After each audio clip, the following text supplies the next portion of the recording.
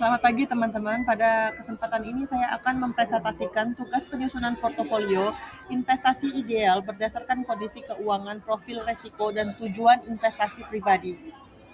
Presentasi ini terdiri dari 4 bagian, yaitu profil personal, strategi penyusunan portofolio, komposisi investasi yang saya pilih, dan diakhiri dengan ekspektasi return beserta kesimpulannya.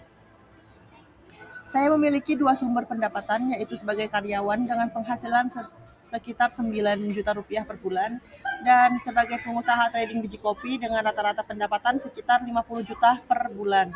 Selain itu, saya telah menanamkan modal usaha sebesar 1,5 miliar, karena itu sebagian besar pendapatan dan pertumbuhan aset saya berasal dari usaha.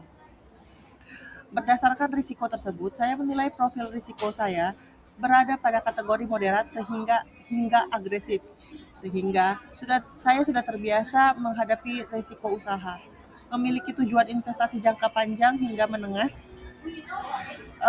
serta tetap menjaga likuiditas melalui dana darurat. Oleh karena itu, investasi di pasar modal saya gunakan sebagai pelengkap, bukan sebagai fokus utama.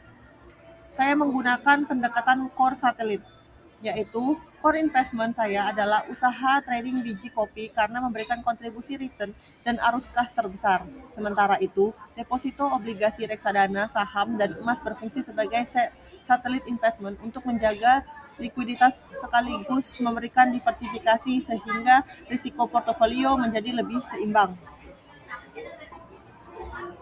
Komposisi portofolio saya terdiri dari 78% pada usaha trading biji kopi, 13% pada deposito dan obligasi retail, 6% pada reksadana atau saham, dan 3% pada emas serta aset likuiditas lainnya. Alokasi ini mencerminkan kondisi saya saat ini, di mana kebutuhan modal usaha masih menjadi prioritas, namun saya tetap mulai membangun diversifikasi investasi. Karena usaha saya ini masih relatif baru, data historis satu siklus investasi penuh belum tersedia. Oleh sebab itu, saya menggunakan target return yang realistis. Usaha trading diharapkan memberikan return 20 hingga 30% per tahun, sedangkan instrumen lainnya memiliki target return yang lebih rendah namun dengan resiko yang lebih kecil. Berdasarkan komposisi tersebut, estimasi weighted average return portofolio berada pada kisaran 17 hingga 25% per tahun.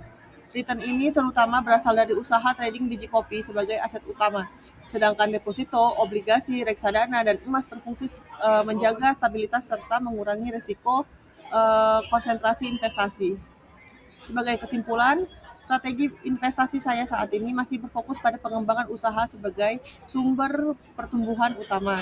Dalam jangka menengah, ketika kebutuhan modal kerja sudah tercukupi, saya berencana meningkatkan porsi investasi pada saham dan reksadana sehingga portofolio menjadi lebih terdiversifikasi dan tidak bergantung pada satu sumber pendapatan saja. Terima kasih.